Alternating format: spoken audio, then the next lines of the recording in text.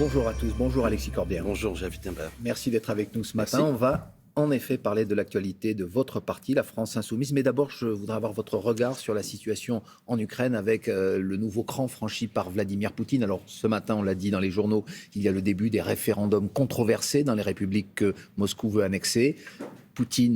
Vladimir Poutine a annoncé le renfort de 300 000 réservistes. Il a menacé à nouveau d'utiliser l'arme nucléaire. Qu'en pensez-vous? Quel est votre regard? Vous avez raison de commencer par là, c'est très inquiétant. Je désapprouve totalement ce que fait là M. Poutine. Ces référendums seront bidons de toute manière. Aucune condition n'est réunie pour que vraiment les gens puissent être consultés et que le résultat qui en sort soit acceptable. On voit bien qu'il y a une manœuvre de la part de M. Poutine. En gros, je vais à l'essentiel. Il est temps d'éviter la spirale. Par exemple, je remets sur la table une des propositions que nous avions faites. Pourquoi l'ONU n'enverrait pas sur place des casques bleus pour protéger? Il y a 14 centrales nucléaires qui sont là-bas, c'est très dangereux.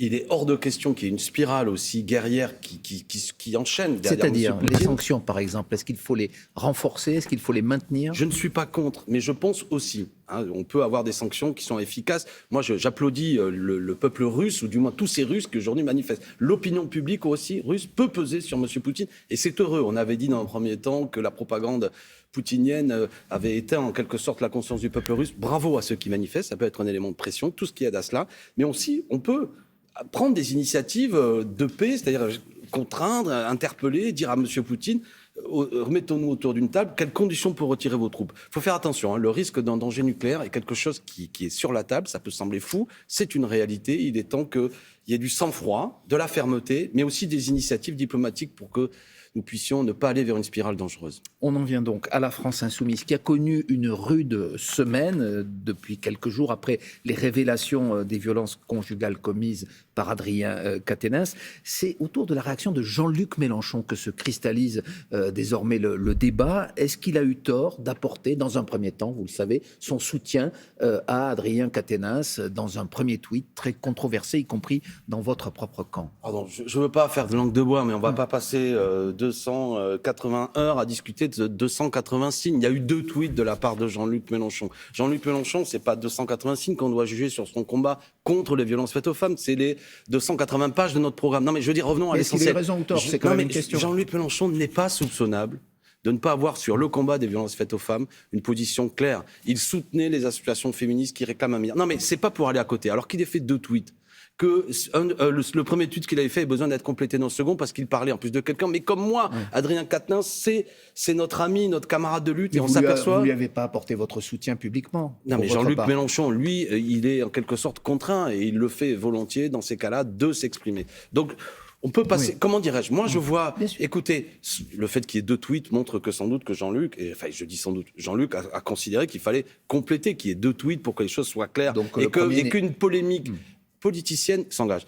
Je veux aller vite parce que je sais que l'émission est rapide, mais tout de même, voir Madame Borne, qui ne fait rien contre les violences faites aux femmes, nous faire la leçon, je dois vous avouer que par moment, je dis que les violences faites aux femmes est une chose sérieuse qui ne doit pas servir de prétexte à des choses politiciennes et à des controverses contre nous. Je voudrais quand même d'un mot revenir sur Jean-Luc Mélenchon. Vous avez vu cette séquence hier filmée par nos confrères de l'émission Quotidien. Je pèse mes mots tout le temps, a-t-il dit aux journalistes qui l'interrogeaient sur ce tweet controversé dont vous dites vous-même qu'il méritait une correction. Et puis ensuite... C'est Jean-Luc Mélenchon lui-même qui l'a considéré. Oui, et puis lorsque le journaliste a insisté, on va le voir à l'image, Jean-Luc Mélenchon l'a pris lui a tapoté le visage en lui disant, moi, faites plutôt attention à ce que vous dites, on va voir l'image. Si, non, il lui a pas dit, faites plutôt attention, il lui a dit, il lui a dit... Est-ce que c'est une façon de faire, selon vous? C'est taquin, voilà. Alors peut-être, moi j'ai vu l'émission hier soir parce qu'on m'a parlé hier, on était en réunion, j'ai regardé durant l'émission de Quotidien, vu qu'on en parle, émission qui n'a pas de leçon à nous donner parce qu'il y a moins d'un an, elle a invité monsieur Patrick Poivre d'Arvor qui, je ne reviens pas là-dessus, est devenu quand même le symbole de quelque chose d'inacceptable. Mais pensez du geste de Jean-Luc Mélenchon. Je pense qu'un geste taquin, le journaliste ne s'est pas plaint. Si le journaliste a vécu ça comme quelque chose de menaçant, je pense que Jean-Luc Mélenchon lui dira volontiers qu'il ne voulait pas le menacer. Un mouvement de recul. Je sais pas, vous savez, quand vous arrivez comme ça, vous êtes bousculé, il lui prend le bras, il lui prend la joue, plein de gens sont... C'est pas la première fois que Jean-Luc Mélenchon est quand même... un petit peu, disons, critiqué pour ses attitudes au moment de la perquisition. Non, je vais être plus précis que vous. Vous dites que c'est pas la première fois. Il est tout le temps critiqué sur son attitude, sans cesse, constamment. C'est-à-dire que, en permanence, nous avons un discours politique, on va y venir, on appelle à l'initiative, mais il y a tout le temps le petit geste, le fait qu'on a un bruit qui empêchent souvent que nous puissions nous faire entendre. Donc, je ne suis pas dupe. Voilà. Allez, un dernier mot sur cette affaire, entre guillemets.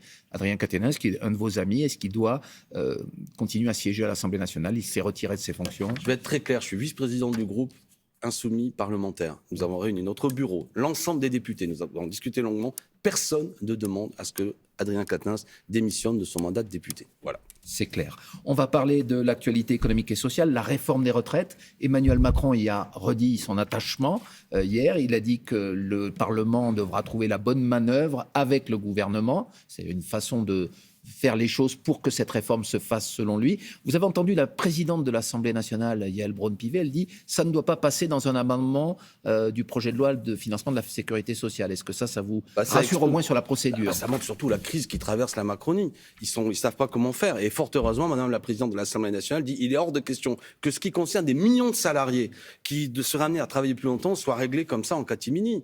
Donc il faut qu'il y ait un débat. Nous sommes radicalement contre. Aucun des arguments avancés par le président de la République ne sont véritablement sérieux. Ce serait une régression sociale. Les Français, j'ai vu ça consulté dernièrement, à 80% sont opposés à cette réforme des retraites. 67% soutiendraient un mouvement social. Bravo. Et même certains, 20%, seraient prêts à aller manifester. Ça peut faire des millions de gens dans la rue. Il faut le faire. Créons du rapport de force. Parlementaire, c'est une chose. Sociale, par des mobilisations. Je vous le dis, monsieur Wittenberg, à l'heure où une poignée de Français, 5 personnes, possèdent autant que 40% de la population, qui n'a jamais eu de telles inégalités, il est hors de question que l'on avance vers des reculs sociaux qui amèneraient à ce que, non seulement on travaille plus longtemps, mais comme il y a des millions de gens qui ne vont pas jusqu'à la totalité de leur trimestre, à ce que nous ayons des gens encore plus pauvres quand ils sont vieux. Je refuse cette société. Ce sera le mot d'ordre de votre grande marche du 16 octobre que vous vouliez organiser. Ce point de départ, c'est la vie chère et l'inaction climatique, mais finalement, ça va se transformer en marche contre la réforme des retraites. Exactement. Monsieur Macron déclare en quelque sorte la guerre au monde du travail. Profitez de toutes les occasions. Le 16 octobre, grande manifestation politique, vous l'avez dit, pour bloquer les prix, pour augmenter les salaires. Il faut augmenter les salaires parce que ça ne va plus. Et vous l'avez dit aussi pour dire non à la réforme des retraites. L'autre mot d'ordre que vous allez lancer dans les prochaines semaines, vous, Alexis Corbière et votre parti, c'est contre la Coupe du Monde au Qatar que vous dénoncez. Vous l'appelez même la Coupe immonde. Qu'est-ce que vous attendez des autorités françaises? Est-ce que vous attendez un boycott? Qu'est-ce que vous attendez de l'équipe de France, des joueurs français qui ont d'ailleurs gagné leur match hier face à l'Autriche 2-0? C'est un pur scandale. Le Qatar a obtenu en 2010 l'organisation, donc c'est près de 150 milliards d'euros qui ont été investis, c'est fou, c'est fou. Je veux dire, le budget de la FAO pour lutter contre la faim dans le monde, c'est 15 milliards chaque année. Donc, deuxièmement, il y aurait des milliers d'ouvriers, 6500 ouvriers peut-être selon The Guardian, plus selon certaines études, etc., qui sont morts lors de ces chantiers. Alors, c'est une aberration écologique. Donc, je pense qu'il faut déjà dire que nous ne sommes pas dupes. On peut aimer le foot et détester cette Coupe du Monde. Deuxièmement, à la place qui est la mienne, je dis au gouvernement français, il est hors de question, et j'espère être entendu, qu'il y ait un quelconque représentant du gouvernement, le président de la République qui aille là-bas. Il faut le dire aux autorités qataries. Et je m'adresse au mouvement sportif. Moi, je ne suis pas dirigeant de la FFF ni entraîneur de l'équipe de France. Mais amis joueurs que nous aimons tant, si vous prenez la parole, j'applaudirai, nous vous soutiendrons. Si même certains d'entre vous, voire l'équipe dit nous ne voulons pas aller là-bas, nous vous soutiendrons. Enfin, après, chacun fera ce choix. Mais on lance une pétition, que 1000 voix s'ouvrent pour dire qu'on a vu ce que fait le Qatar, qui veut utiliser cette Coupe du Monde comme une opération de communication. Vous l'avez rappelé vous-même, cette Coupe du Monde, elle a été décidée, l'attribution a été décidée en 2010, il y a 12 ans. Certains disent... certains footballeurs, certains acteurs disent mais pourquoi on se réveille au dernier moment, quitte à priver finalement les spectateurs français et d'autres déjà, il y a beaucoup de gens qui ne se réveillent de leur plaisir à regarder des matchs de football. Il y a beaucoup de gens qui ne se réveillent pas au dernier moment. Il y a eu des campagnes internationales liées, notamment au mouvement syndical international. D'accord.